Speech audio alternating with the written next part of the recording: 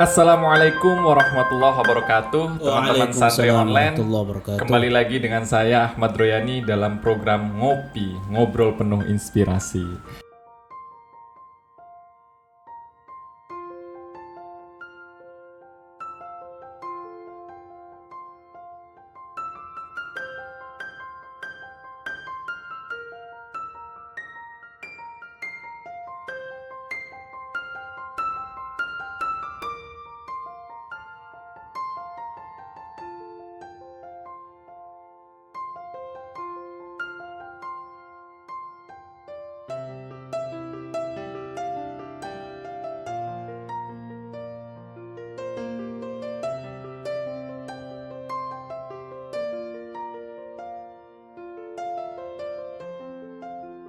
Nah, teman-teman mungkin sudah lihat beberapa hari ini media sosial dan dunia maya digemparkan oleh video ceramahnya Om Sugi tentang tafsir surat Fatir ayat 28 yang berbunyi wa minan nasi wad dawabi wal an'ami mukhtalifun alwanuhu kadzalik innama yakhshallaha min ibadihil ulama.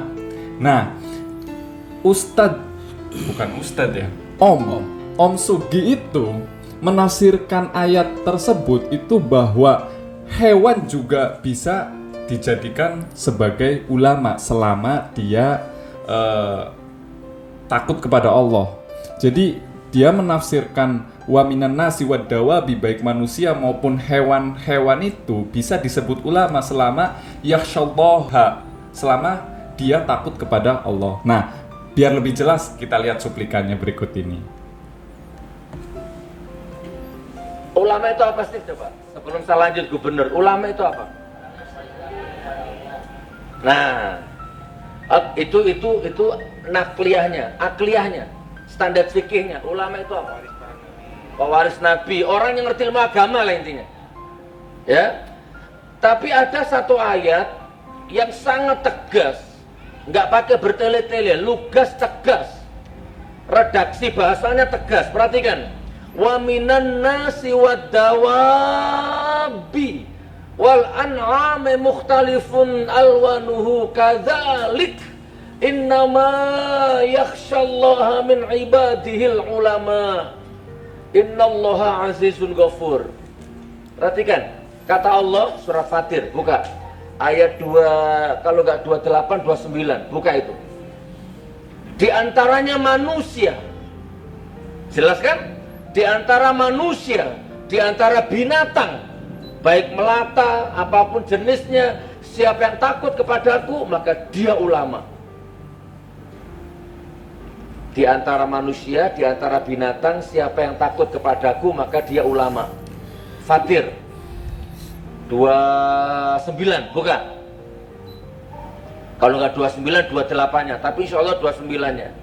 Berarti ulama menurut Allah adalah bisa ular, bisa ayam, bisa kambing, bisa manusia, yang penting takut kepada Allah. Bisa gunung, lau anzalna hadzal qur'ana ala jabalin la ra'aitahu khashi'an mutasaddian min khasyatillah. Kalau aku turunkan Al-Quran kepada gunung, niscaya kamu lihat gunung itu terpecah karena takutnya kepadaku. Gunung itu takut kepada Allah, maka dia ulama. Lurah kalau takut kepada Allah, maka dia ulama. Nah, itu mungkin cuplikan dari ceramah Om Sugi itu yang menjelaskan bahwa ular, ayam, kambing itu juga bisa disebut ulama kalau takut kepada Allah berdasarkan ayat tadi surat Fatir ayat 28. Nah, ini cukup mengkhawatirkan kalau ternyata penafsiran Sugi Nur ini dijadikan referensi oleh banyak orang, apalagi jamaahnya itu sudah lumayan banyak. Nah, oleh sebab itu dalam kesempatan ngobrol penuh inspirasi ini kita akan mengupas tuntas ayat surat Fatir ayat 28 itu. Nah, kali ini kita sudah kedatangan tamu yang menurut saya ini sudah santri yang luar biasa. Beliau itu adalah teman saya dulu waktu di pesantren. Satu angkatan, hatam bareng, tidur bareng, mandi bareng, kadang bareng juga. Nah, Cuma bedanya beliau lebih beruntung karena memiliki Badan yang kecerdasan besar. yang lebih Badan yang besar. luar biasa. Setelah pesantren, beliau melanjutkan pendidikannya di Universitas Ibnu Tufail, Maroko. Nah, setelah lulus dari situ, dia juga melanjutkan, sekarang sedang menempuh magister di program kajian Islam di Universitas Islam Negeri Syarif Hidayatullah Jakarta.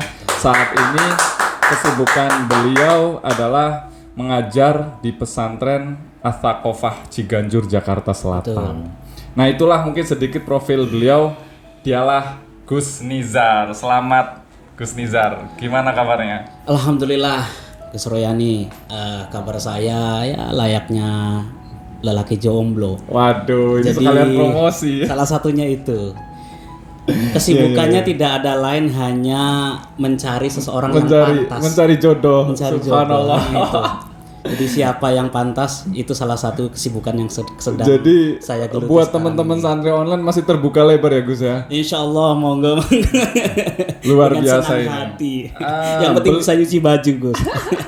Beliau pintar dalam menuntut ilmu tapi tidak cerdas dalam menuntut hati perempuan. Nah, itu kekurangan saya. Saya tidak seberuntung Gus Royani yang sebentar lagi akan melepas masa lajangnya, Masya Allah. Tapi nggak tahu kapan itu. Dan sedangkan saya masih sedang dalam proses pencarian. Oke, Gus. Oke. Nah, kembali ke tema hari ini Gus tentang menarik ini temanya. surat Fatir ayat 28. Betul. Benarkah demikian seperti yang dijelaskan oleh Om Sugi tadi yang mengatakan bahwa ayam, kambing, ular itu bisa jadi ulama. Saya khawatir ketika misalkan ternyata banyak orang yang mempercayai penafsiran Sugi Nur itu bahaya nanti Gus. Jangan-jangan ada orang jualan daging ulama tusuk bakar. Nanti anak-anak kosan lebih menyedihkan lagi. Setiap akhir bulan itu kan biasa goreng telur ayam. Masa calon ulama digoreng tiap pagi? Atau Gitu telurnya kan. ulama yang digoreng. Atau telurnya ulama yang digoreng. Bahaya itu kan. Sekali. Nah, makanya mungkin bisa dijelaskan dulu nggak Gus? Sebenarnya penafsiran Sugi Nur itu seberapa ngawurnya? Karena saya pribadi sebagai santri, ya kita berdua santri itu cukup miris. Betul, sangat miris sekali.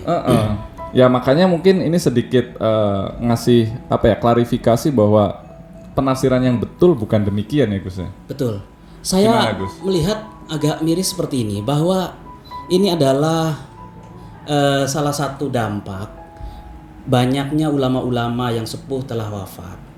Oke. Salah satunya Mbah Mun, ulama-ulama lain yang berkompeten dan memang beliau adalah murabbi kita bersama. Dengan wafatnya beliau secara tidak langsung ilmu yang ada di dunia ini diambil oleh pemiliknya yaitu Allah Subhanahu wa taala. Karena salah satu cara Allah mencabut ilmunya hambanya, mencabut ilmu hambanya itu dengan cara mencabut ruhnya.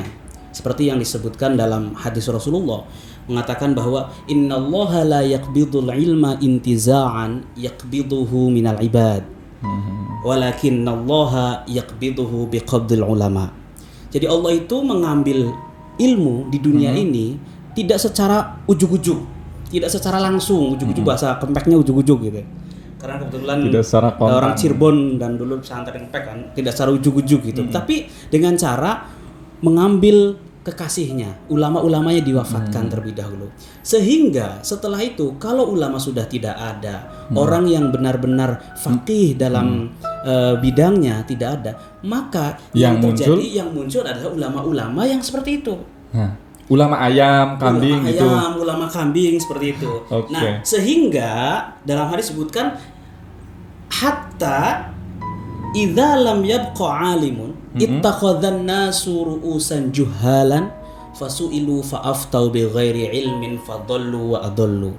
Sehingga nanti kalau sudah ulama sudah tidak ada, maka mereka akan mengangkat orang-orang untuk menjadi pemimpinnya, orang-orang untuk menjadi muftinya, sehingga dia akan memberikan fatwa tanpa ilmu, bighairi ilmin. Kalau sudah seperti itu, fadallu wa adallu, dia sesat dan dia pun akan menyesatkan. Subhanallah. Nah, ini gambarannya sudah digambarkan oleh Rasulullah. Mudah-mudahan zaman sekarang masih jauh dari kondisi seperti kondisi itu. Jadi sebenarnya dari zaman Rasulullah itu sudah diantisipasi bahwa akan datang masanya orang yang tidak memiliki ilmu itu akan dijadikan sebagai guru dan didengarkan fatwanya. Betul. Nah, kalau sudah seperti itu, idza wusidal amru ila ghairi ahli fantadhiris sa'ah. Subhanallah. Kalau sudah seperti itu, orang yang tidak berkompeten, bukan ahlinya, tidak expert dalam bidangnya, lalu dia berbicara terkait hal tersebut, maka fantadhiris sa'ah. Nah, itu yang tidak kita takutkan. Jangan sampai. Mudah-mudahan ini belum sampai pada saat itu. Amin. Nah, sekarang kondisi sekarang ini banyak sekali, contohnya yang tadi Om Sugi tadi kan. Jadi dia berbicara, dia mencoba untuk menafsirkan Al-Quran tanpa memiliki dasar, tanpa berdasar terhadap ilmu-ilmu yang berkelindan dalam Al-Quran tadi. Padahal kita mengetahui dalam Al-Quran, dalam hadis disebutkan bahwa man qala fil Quran bi ghairi ilmin falyatabawwa maq'adahu minan nar. Itu yang mengerikan itu loh. Betul.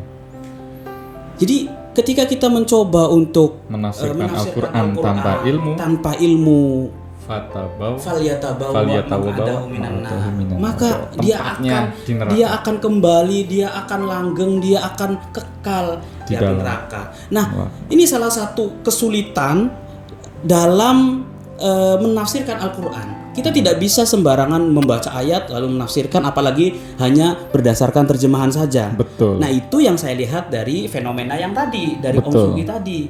Itu. Padahal kebetulan saya sudah memiliki beberapa catatan terkait dengan penafsiran tadi. Nah, di situ saya menemukan bahwa dalam tafsir yang berbicara tentang surat Fatir ayat 8 itu antara ayat 28 dan 29, kebetulan tadi Om Sugi juga kesalahan menyebutkan. Sebetulnya ayatnya adalah ayat 28. Ayat 28. Antara pertengahan ayat 28 itu di situ sebetulnya ada waqaf. Betul. Nah, di sini ya dikatakan bahwa dalam tafsirnya mencoba wa minan nasi wad dawab wal an'am mukhtalifun alwanuhu kadzalik ay kakhtilafis samarat wal jibal wa tammal kalam hahuna thumma btada'a innama yakhshallaha min ibadihi ulama. Jadi ayat sebelumnya itu berbicara tentang bagaimana Allah menciptakan tanda-tanda, memberikan alamat, memberikan gambaran keagungan Allah dengan berbagai macam ciptaannya. Mulai dari manusia, binatang. Betul. Tapi yang takut kepada Allah itu adalah ulama. Nah, ulama itu ulama yang seperti apa? Nah, itu yang harus kita pahami. Gus. Nah, tafsir yang tadi dibaca tafsir apa, Gus? Nah, tafsir yang saya baca di sini kita menemukan juga dalam tafsir Ad-Durarul Mansur fi Tafsiri bil Ma'tsur. Karangan dari As-Suyuti. Dari situ saya menemukan. Nah, di sini juga Imam As-Suyuti mengatakan bahwa ulama itu ada 3 kriteria. Ada 3 kategori. Dalam arti, apakah semua orang yang takut kepada Allah bisa disebut ulama? Karena Om Sugi tadi mengatakan pokoknya semua yang takut dia ulama.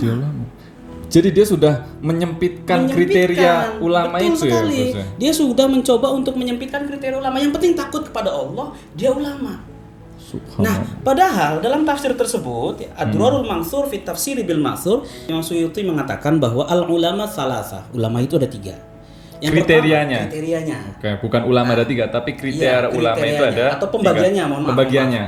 Pembagian ulama itu ada 3. Nah, mana yang memang disebutkan dalam tafsir ayat surat Fatir ayat 28 tadi, apakah yang pertama, yang kedua atau yang ketiga? Yang pertama adalah alimun billah wa alimun bi amrillah. Kriteria yang pertama. Ya. Yang kedua ada alimun billah wa laisa bi alimin bi amrillah. Yang ketiga ada alimun bi amrillah laisa bi alimin bi amril, laisa bi alimin billah.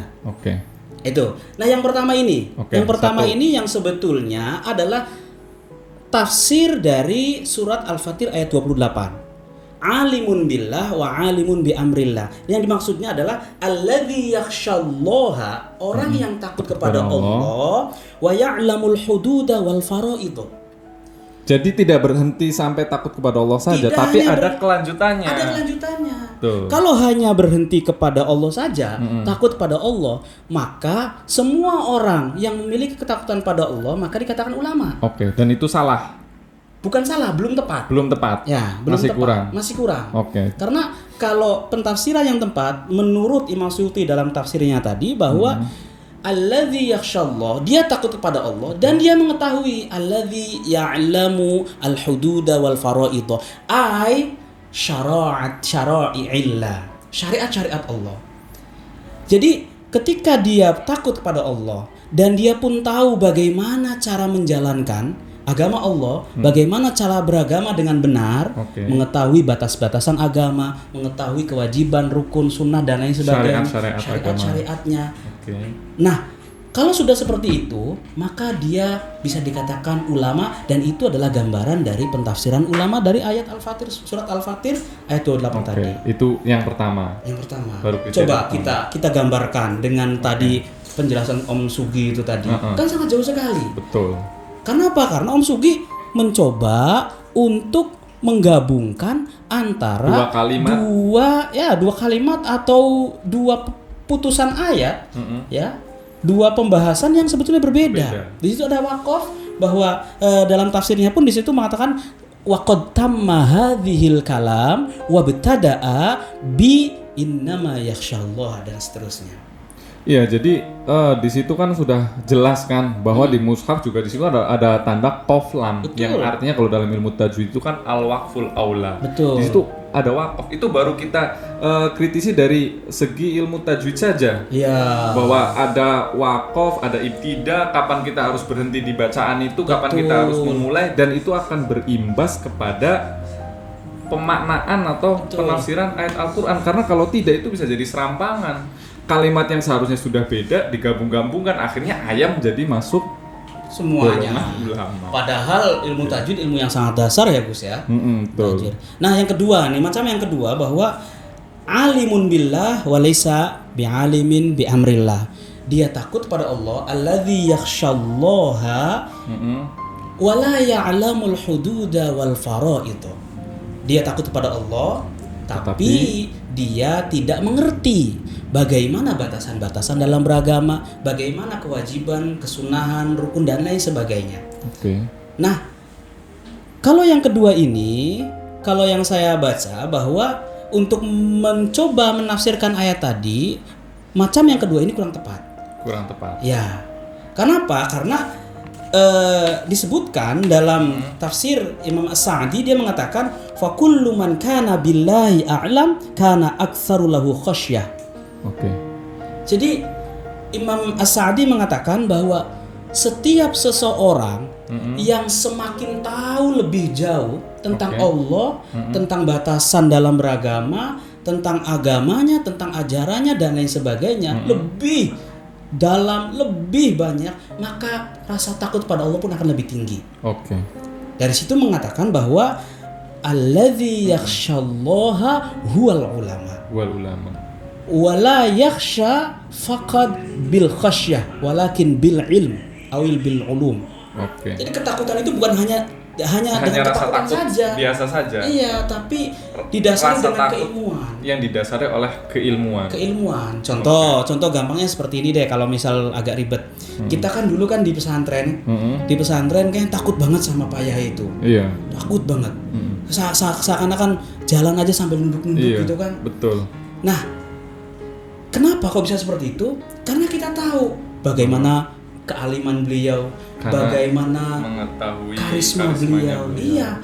Semakin kita tahu, semakin kita benar-benar paham, justru kita semakin takut, semakin segan. Nah itu, bagaimana kita takut kalau kita tidak tahu. Nah itu.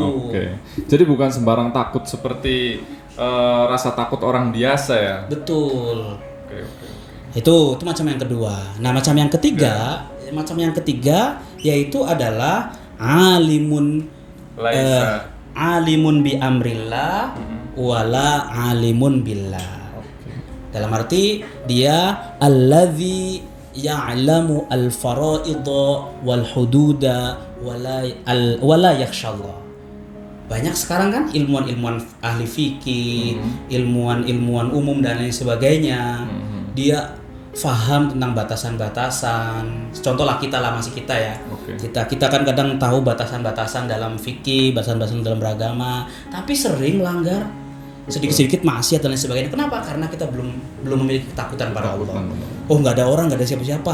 Diminum airnya. Padahal nggak tahu minum air siapa ini kan. Nah itu karena kita belum memiliki rasa ketakutan. Ini yang ketiga ini. Apakah macam yang ketiga ini bisa dikatakan ulama juga dalam penafsiran ayat tadi? Menurut saya belum pas, belum tepat. Karena dia tahu batasannya, dia tahu fardunya, dia tahu rukunnya, tapi dia tidak ada rasa takut kepada Allah. Nah, itu gambaran dari tafsir penafsiran tadi Imam Asyuti tadi. Oke. Tadi kan berbicara bahwa ternyata itu sangat menyeleweng ketika menarik hewan-hewan tadi itu ke dalam kesimpulan termasuk dalam innama yakhsyallaha itu. Betul. Berarti ketakutan itu pun dibatasi oleh hanya manusia saja. Wa minan nasi wadawabi. Wadawabi itu bukan tergolong dari masuk innama yakhsyallaha itu ya berarti. Oke. Jadi gini. Dalam hadis yang berbicara tentang ulama kan sudah sangat masyhur sekali. Bahwa al ulama warasatul anbiya. Ya. Wal anbiya lam yuwarrisu dinaran wala dirhaman. Wa innama yuwarrisu al ilma. Bahwa ulama itu adalah pewaris para nabi. Nah, sedangkan para nabi itu dia tidak mewariskan dinar, tidak mewariskan dirham. Yang diwariskan adalah ilmu. Nah, sekarang ilmu itu apakah dimiliki oleh hewan? Tidak. Apakah dimiliki selain manusia? Kan tidak. Nah, sedangkan kita dalam fikih kan kadang disebutkan bahwa manusia itu dikatakan al-hayawanun natiq. Hewan yang bisa berpikir. Nah, itu yang membedakan kita dengan hewan yang lain kan berpikir.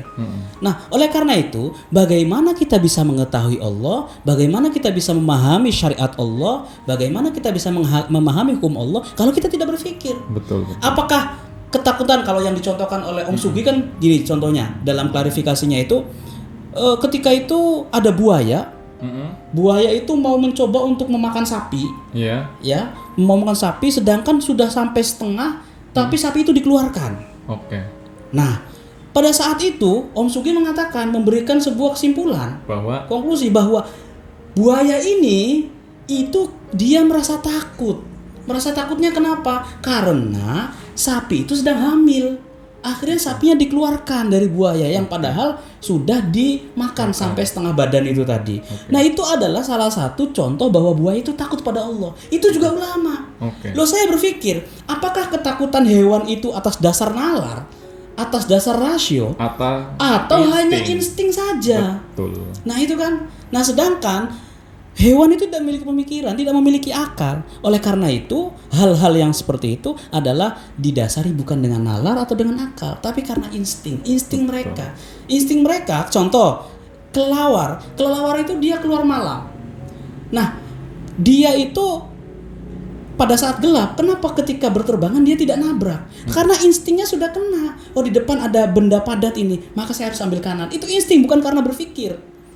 Nah, itu makanya saya berpikir, oh, tidak bisa hewan itu dikatakan ulama. Tidak bisa masuk kategori dari yakhsyallaha. Yakhsyallah jelas, apalagi dikatakan atau dimasukkan dalam kategori yakhsyallah atau pada Allah. Ulama saja tidak. Karena kalau kita mengacu pada teks secara letterlock saja sudah kelihatan bahwa itu dua kalimat yang berbeda. Betul. Apalagi kalau misalkan kita mau bernalar seperti tadi, menggunakan analogi bahwa ya hewan itu tidak memiliki ilmu, dia hanya memiliki insting.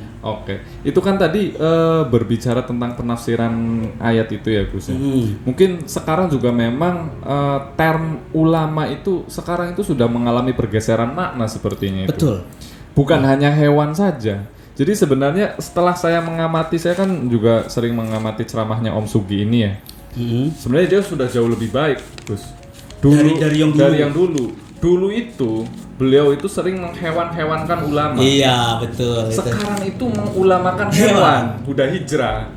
Nah, jadi sebenarnya itu kalau dalam Islam mungkin seperti yang kita dulu kaji di pesantren-pesantren, di kitab-kitab klasik.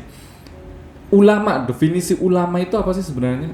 Yang sesuai kriteria yang sebenarnya oleh para ulama dulu dirumuskan, bukan berdasarkan kepentingan politik, berdasarkan logika nalar berpikir cocokologi itu, tapi yang benar-benar definisi ulama menurut ulama klasik dan kriteria-kriterianya. Sebenarnya seperti apa itu, Gus? Itu berat sebetulnya. Berat ya? Iya, untuk mencoba untuk mendeteksi ini ulama atau tidak. Nah ini paling tidak untuk sebelum mendeteksi saya akan mencoba menjelaskan bahwa ulama itu salah satu kata yang sudah menjadi serapan dalam bahasa Indonesia. Oleh karena itu kita bisa mencoba menjelaskan dari dua aspek bahasa. Secara bahasa Arab, ulama itu adalah jamak dari kata alimun. Secara bahasanya.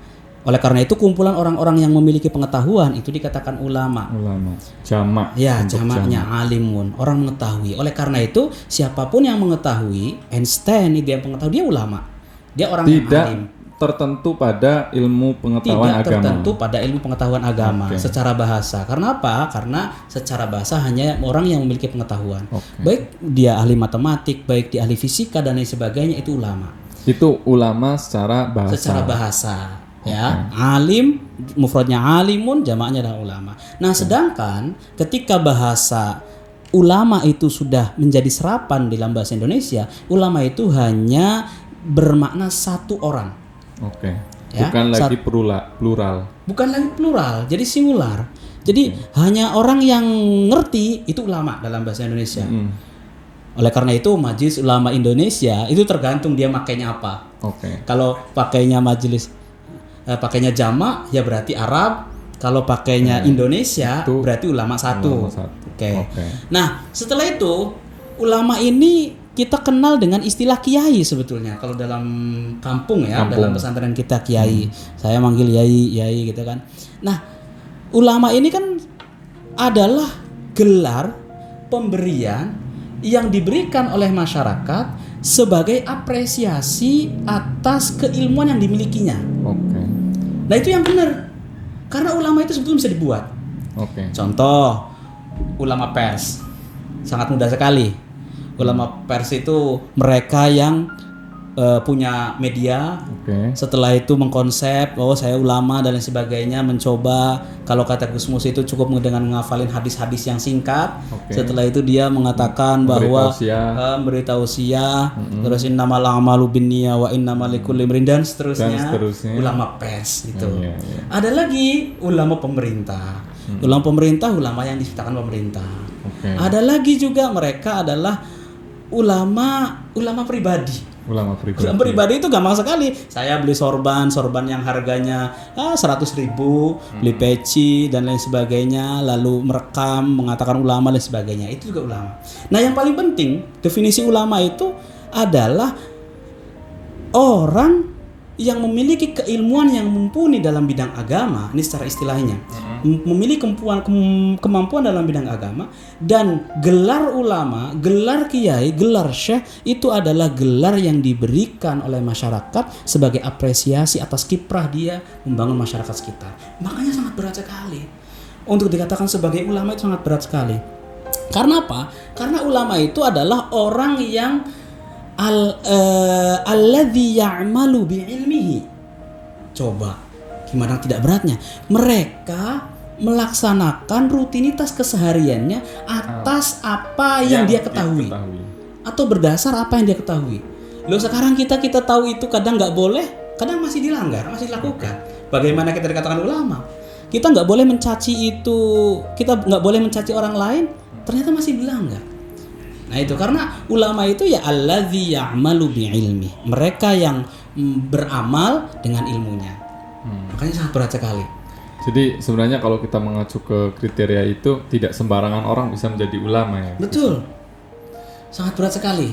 Nah, kalau saya ada catatan, ulama itu dia berasal dari ayat Al-Qur'an yang berbunyi falaula nafara min kulli firqatin liyatafaqahu fid din wal yunziru qaumahum idza raja'u.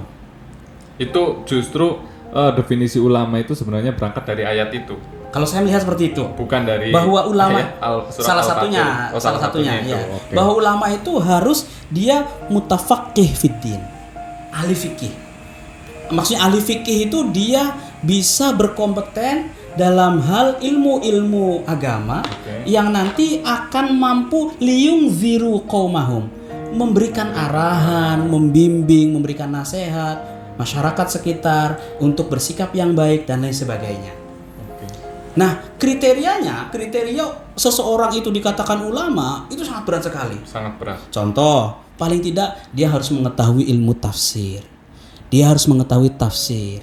Dalam tafsir ada ayat muhkamat, ayat mutasyabihat, Belum ada lagi nanti asbabun nasikh nuzul, mansukh. ada nasikh mansukh. Sangat banyak sekali. Banyak dan sekali. dan itu kan ibaratnya tidak hanya 1 bulan 2 bulan dipelajari. Betul. Itu baru tafsir.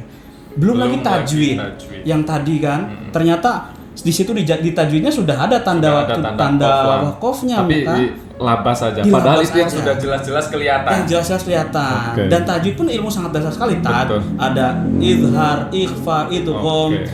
mad lazim, muttasil dan lain sebagainya. Belum lagi masuk ke nahwu shorof. Kita menemukan bahwa banyak ulama yang ternyata keceletot dalam mentasrif nahwu, dalam mentasrif lafal. Oke, betul. Nah, mereka yang sudah mampu menguasai apa itu mustatsna, apa itu munada, apa itu mudhof, apa itu itu tanazu, atof, imala. Betul. Banyak sekali. Itu dari nahwu. Shorof nanti ada lagi bagaimana Fi'il cara thulathi memutaatikan mujarrad. fil lazim, ada sulasi mujarrad. Banyak sekali. Rumasi, sudasi. Aduh, seperti Itu kembali lagi.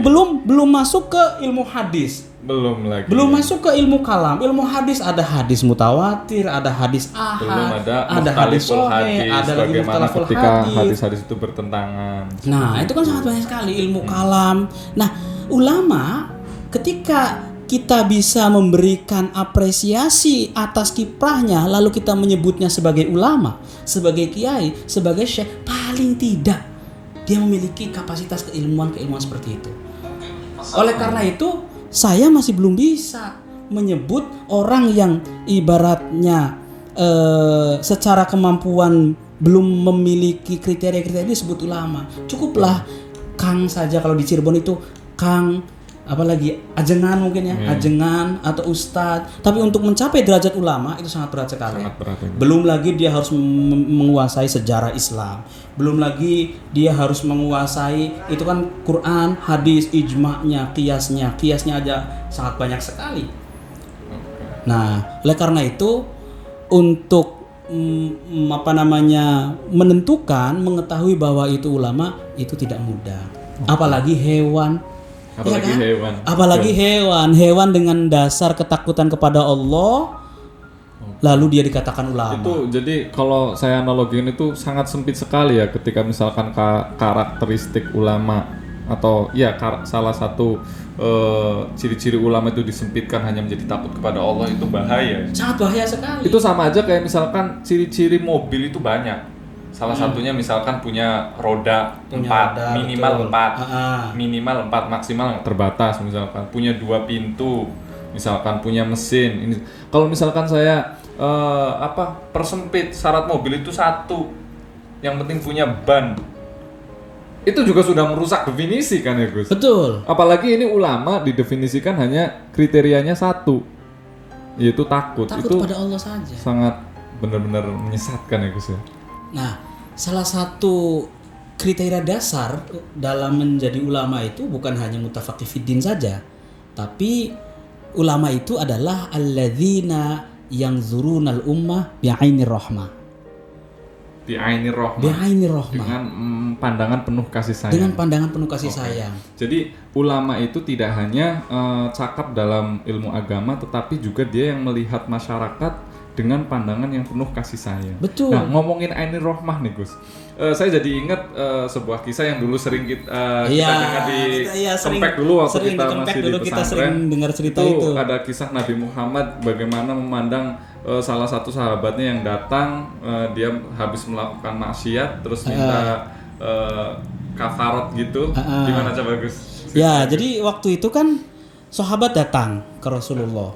Ya Rasul, saya habis melakukan perbuatan tidak senonoh gitu, berzina, saya minta keringanan. Oke. Ya sudah, kalau kamu minta keringanan, harusnya kan memang dia di ini kan dirajam, Iya. karena sudah menikah itu dirajam. Ya sudah, kalau seperti itu kamu bayar kafarat saja Oke. dengan bersodakoh. Nah setelah itu dia menjawab, berapa orang sodakohnya? Sekian orang. Oke. Bagaimana saya bisa bersodakoh ya Rasul? Sedangkan saya sendiri adalah orang yang paling berhak menerima sodakoh itu. Karena saya adalah orang paling miskin. Akhirnya ya udah puasa. Dijawab lagi, puasa nggak bakal kuat ya Rasul. Oke. Kenapa? Karena badan yang kecil, lemes kayak gini, makan jarang, disuruh puasa. Gimana mau buka puasa kalau nggak kerja? Oke. Nggak nyari nafkah. Ya sudah, kalau seperti itu, di dalam rumah saya itu ada korma. Ambil korma itu, kamu bagikan ke masyarakat miskin, ke fukoro, dan itu dijadikan sebagai kafarat kamu, dari kafarat kamu. Diprotes lagi. Segitu sudah dibantunya masih Gitu protes. sudah dibantu masih protes lagi. Ya Rasul, saya adalah orang yang paling berhak menerima Mendapatkan. sodako itu. Menerima korma itu saya, karena saya yang paling miskin. Oke. Ya sudah, kalau seperti itu, korma itu dibawa buat kamu, kafarat kamu selesai, kamu terbebas dari hukuman. Silakan. Nah, itulah salah satu Ainur Rahmah. Ainur Rahmah. Jadi bagaimana Rasulullah menghadapi satu kasus, tapi dia tidak mudah untuk menjudge, gitu kan? Oke. Tidak mudah untuk menghukumi kamu seperti ini. Tapi Rasulullah mencoba untuk melihat secara pelan, dengan pandangan, dengan kacamata kasih sayangnya. Nah, kalau ulama seperti itu, mutafaqih fiddin, alladzina yanzuruna al-ummah bi'ainir rahmah, atau mampu memanusiakan manusia, maka itu adalah ulama yang menurut saya alladzina yakhshallaha wa ya'lamu hududahu wa faraidahu. Luar biasa. Nah, mungkin teman-teman tadi sudah mendapatkan pencerahan yang begitu luar biasa dari Gus Nizar mengenai tentang tafsir surat Fatir ayat 28 dan apa itu sebenarnya ulama dan kriteria-kriterianya apa saja. Tadi sudah disebutkan bahwa ternyata memang tidak semua orang itu tidak diperkenankan untuk menafsirkan Al-Quran hanya dengan logikanya saja, karena itu pasti akan ngawur, apalagi berdasarkan misalkan pembacaannya secara letterlek. Kayak contoh misalkan saya kasih contoh terakhir, misalkan di surat Al-Baqarah misalkan alif lam mim dzalikal kitabu, dzalika itu artinya di sana, padahal Qur'annya di sini kita dekat. pegang. Kita pakai logika, berarti Qur'an yang mana nih? Katanya dzalikal kitab. Kitabnya di sana dalika, bukan alif lam harusnya mim hadza. dzalil. Harusnya hadhihi atau Iya, hadza. atau hadal kitab. Tapi nah itu kalau pakai nalar-nalar kayak gitu namanya cocokologi. Betul. Dan menafsirkan Al-Quran dengan cocokologi itu jelas pasti salah ya Gus. Dan sangat mengkhawatirkan, Dan membahayakan. saya sangat mengkhawatirkan apalagi itu dibacakan atau disampaikan dalam tausiyah yang banyak jamaahnya. Betul. Otomatis itu bisa menyesatkan umat. Nah, mungkin itu saja penjelasan dari Gus Nizar dalam program Ngopi Ngobrol Penuh Inspirasi. Demikian dari kami. Wallahul muwaffiq ila aqwamit thoriq. Wassalamualaikum warahmatullahi wabarakatuh.